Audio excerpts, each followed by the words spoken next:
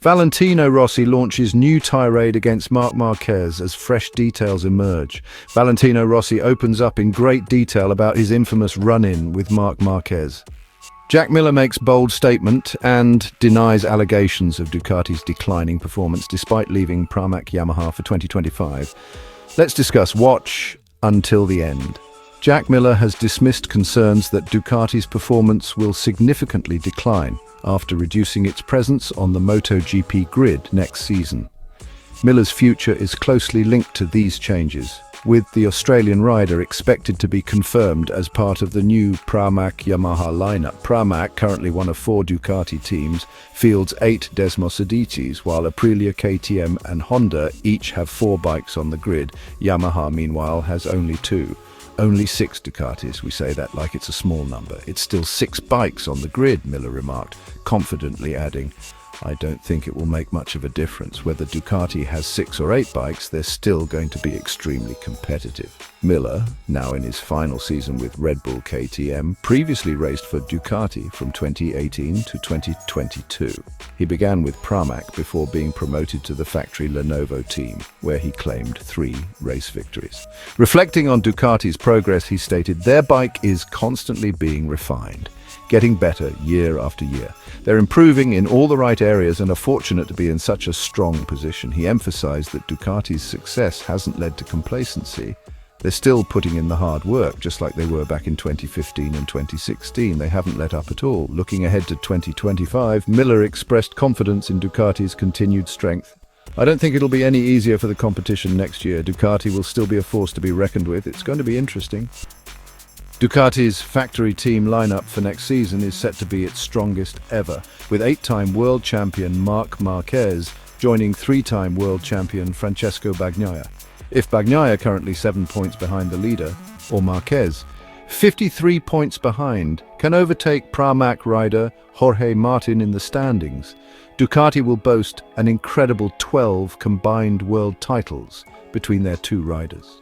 Meanwhile, Yamaha has been without a satellite MotoGP team since RNF switched to Aprilia at the end of the 2022 season, leaving them with just 2 bikes on the grid for the upcoming year. More than 3 years have passed since Valentino Rossi made the difficult decision to retire from MotoGP, officially announcing his exit from the sport at the end of the 2021 season. Despite moving on to a new chapter in his racing career, competing in GT car events, the shadow of his incredible and at times controversial Grand Prix career continues to loom large in MotoGP circles.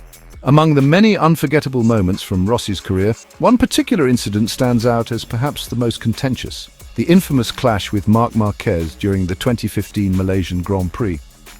Even now, the ripple effects of that weekend continue to stir heated debates.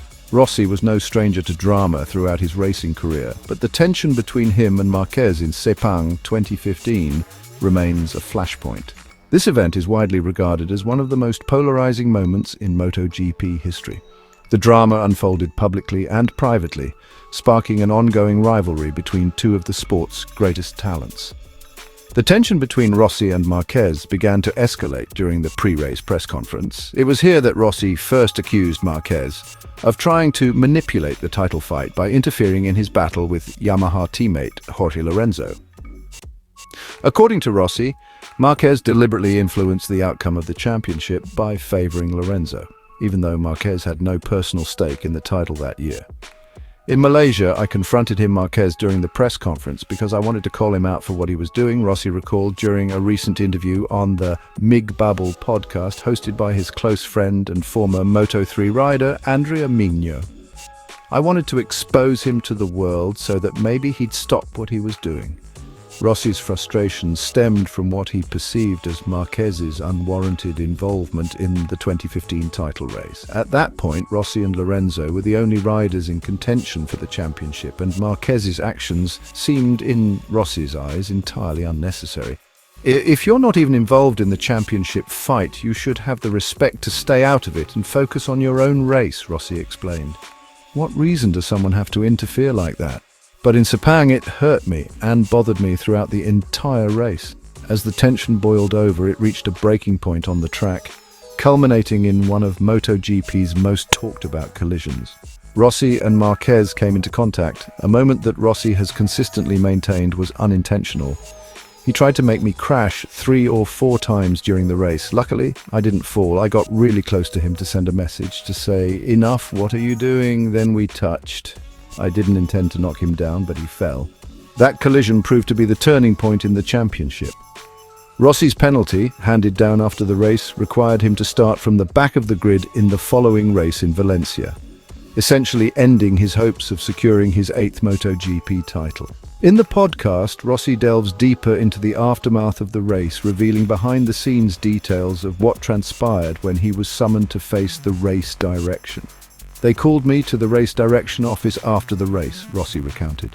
"I was there with Massimo Meregali from Yamaha, while Marquez showed up with his manager, Emilio Alzamora.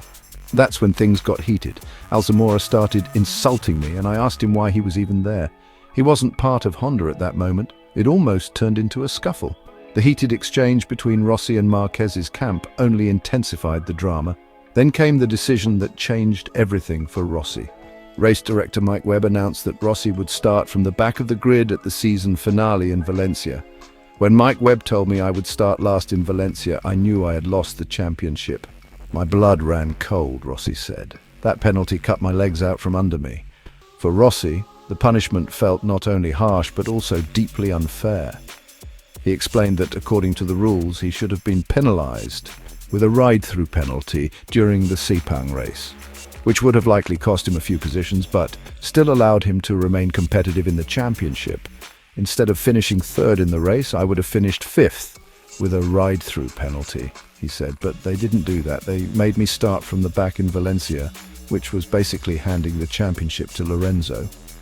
Rossi's disappointment over the decision was compounded by what he saw as Marquez's silent complicity in the whole affair. "Marquez sat there with his head down while this was happening," Rossi explained. "I told him, 'You're going to carry this with you for the rest of your career because what you did is a stain on the sport. You made someone else lose a championship.'" When Mike Webb announced the decision, I glanced at Marquez. He looked up at Alzamora as if to say, "We did it." The fallout from that incident reverberated through the MotoGP world for years, shaping the careers of both Rossi and Marquez.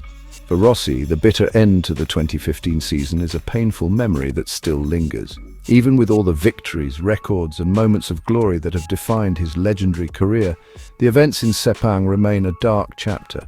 In the end, Rossi's reflections on the 2015 Malaysian Grand Prix serve as a reminder of how fierce and unforgiving the world of MotoGP can be. While his rivalry with Marquez may never be fully resolved, it has certainly carved out a lasting legacy, one filled with controversy, emotion, and a sense of unfinished business that continues to capture the attention of MotoGP fans worldwide.